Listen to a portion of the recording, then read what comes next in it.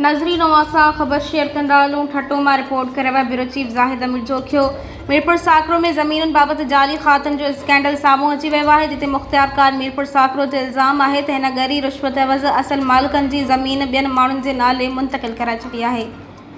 ख़बर मुताबिक़ देहे मोले पोटा टप्पो खैरपुर में 32 एकड़ सर्वे थियल ज़मीन बाबति जाली खाता तैयार करे असल वारसनि जी मिल्कियत मुख़्तियारकार पारां मनपसंद माण्हुनि जे नाले मुंतक़िल कई वई आहे, जेका इंतिहाई ॻणिती जोगी सूरत हाल आहे। सर्वे नंबर 310 तहत 16 एकड़ ज़मीन जेका डीडी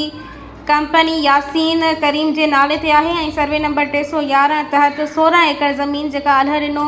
ख़ासकिली वरद वाहिद ॾिनो ख़ासकिली जे नाले असल रिकॉर्ड में दर्ज आहे। इन खे बि जाली तरीक़े सां मुंतक़िल कयो वञे।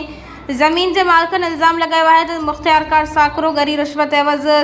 संदन ज़मीनूं मनपसंद माण्हुनि खे अलाट करे छॾियूं आहिनि, जंहिं बाद असली खातेदारनि में शदीद बेचैनी पखिड़िजी वई आहे। मुतासिर थियल खातेदारनि ज़िले इंतज़ामिया ख़ासि तौर ते DC ठट्टो ऐं ॿियनि आला अख़्तियारनि खां मुतालबो कयो आहे